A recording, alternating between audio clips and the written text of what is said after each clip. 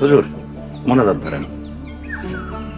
اللهم صل على محمد اللهم بارك على محمد الحمد لله رب العالمين ربنا آتنا في الدنيا حسنة وفي الآخرة حسنة وقنا عذاب النار يا الله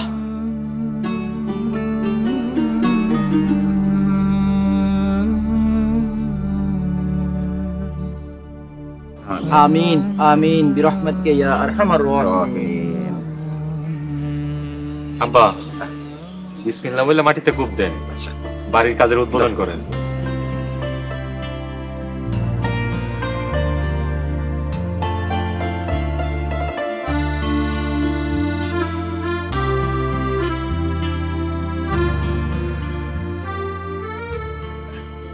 ধর মুন্না, সবাই মিষ্টি দে, হুজুর আগে দে।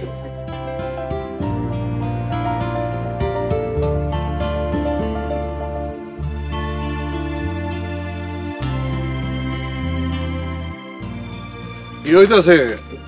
আসসালামু আলাইকুম। কি সৌভাগ্য আমার নেতা, আপনি আসছেন। বাড়ির কাজ ধরছি, নেতা মিষ্টি খান। এই মুন্না বাবা, তোর কাকারে মিষ্টি দে। আর রাখেন আপনার মিষ্টি, কাজ বন্ধ। ওরহান, এই নেতা কি কিছু মনে নাই?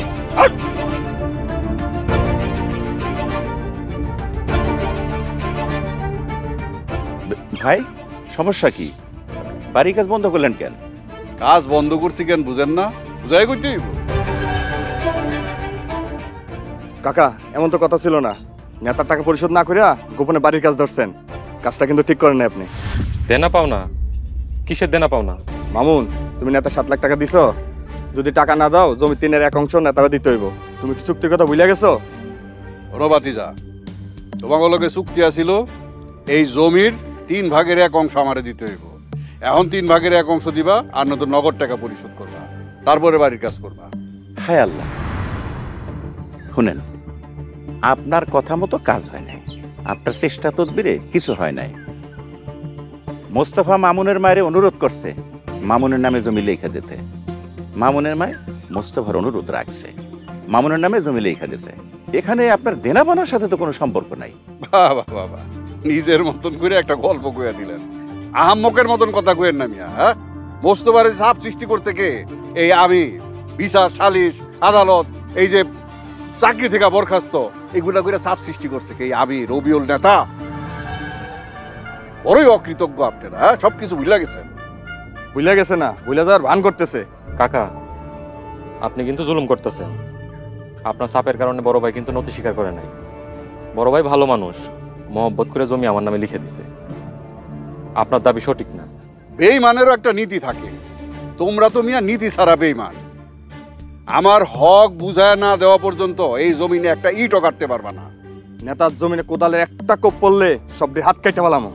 ভাই এত জুলুম কইরেন না, পোলাটা অনেক স্বপ্ন নিয়ে বিদেশ থেকে আসছে, বিয়েও করছে। কাকা, আমি আপনার 50,000 টাকা দিয়ে দিব, আপনি চা নাস্তা করেন নিয়ে, আর কিছু আবদার করেন না। বাবা, কাজের সময় কাজী, কাজ পুরাইলে পাজি। 50,000 টাকা দিব। আমার দাবি কি তোর 1 টাকা কম হইলে কোনো কাম হইব না। ওরহান, বুঝাই দিস। এই জমিনে একটা কোদালে কোপ যদি পড়ে সবটি হাত কেটে ফেলামো আমি। আল্লাহ, তুমি এই জালিমের জুলুম থেকে আমাকে উদ্ধার করো আল্লাহ, এই জালিমের অত্যাচার থেকে আমাকে উদ্ধার। May I come in madam? Yes, come in. আসসালামু আলাইকুম। ওয়ালাইকুম আসসালাম। মিস্টার মুস্তাফা, আমার রুমে ঢোকার জন্য আপনার কোনো অনুমতি দরকার নেই। যখন মন চাই ঢুকে যাবেন। বসুন। Thank you madam. আমি একটু অসুস্থ বোধ করছি, আপনি যদি অনুমতি দেন তাহলে বাসায় চলে যেতাম। কি বলছেন? অসুস্থ বোধ করছেন? চলেন ডাক্তারের কাছে যাই, দেন আপনাকে বাসায় নামিয়ে দিব। না না ম্যাডাম, থ্যাংক ইউ। আসলে লাস্ট অর্ডারটা বেশ চাপের ছিল, আলহামদুলিল্লাহ চাপটা সামলে উঠেছি। শিপমেন্ট নির্দিষ্ট টাইমে রেডি হয়ে যাবে। মেন্টাল প্রেশার গেছে অনেক, তার জন্য মেবি একটু রেস্ট নিলেই সুস্থ হয়ে যাবে। আপনি যা ভালো মনে করেন। চলুন আপনাকে নামিয়ে দিয়ে আমি বাসায়, দেন ফ্যাক্টরিতে যাবেন। না না, আমার কারণে আপনার কষ্ট করার দরকার নেই। এখানে কষ্টের কি হলো? আপনার বাসা তো আমাদের ফ্যাক্টরির সাথেই, সো নো প্রবলেম। আর আপনি যদি আমাকে অ্যালাউ না করেন সেটা অন্য বিষয়। আপনাকে না বলার দুঃসাহস কি আমার আছে? চলুন ম্যাডাম। থ্যাংক ইউ, চলো।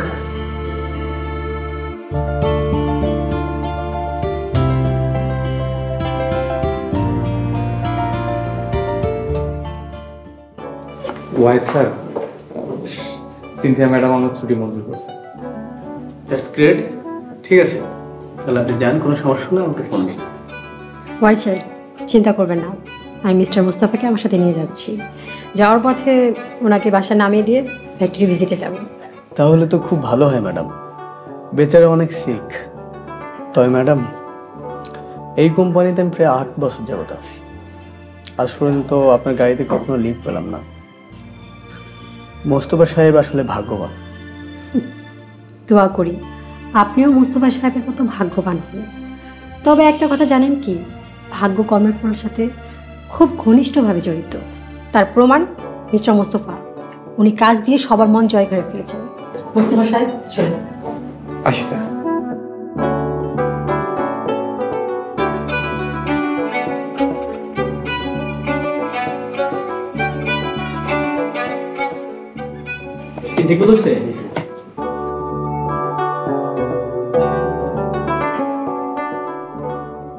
স্যার, একটা কথা বলতাম।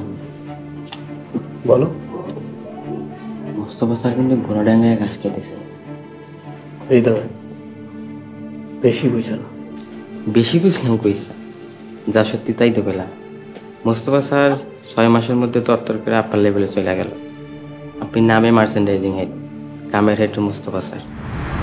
মানে তুমি কি বলতে চাইছো? যত মার্চেন্ডাইজার আছে সমস্যা পেলে সবাই তো মোস্তফা স্যারের কাছেই যায়। আপনার কিন্তু গণাই ধরেন। সিনথিয়া ম্যাডাম মোস্তফা স্যারের নাম বলতেই অজ্ঞান। এমডি স্যারের তো কথাই নেই। শোনো মুকুল, বেশি জোরে দৌড়াইতে নাই, আসার খাওয়ার সম্ভাবনা থাকে। যাও।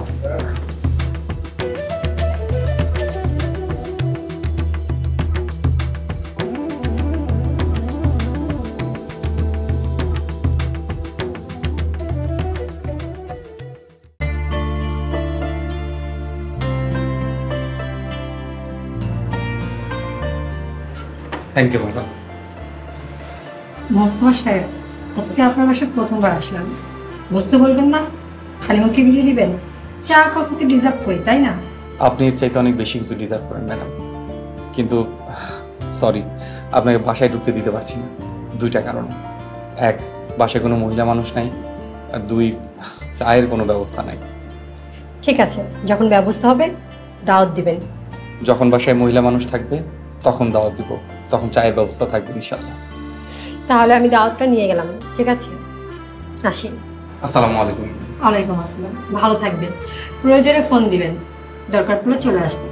আসি।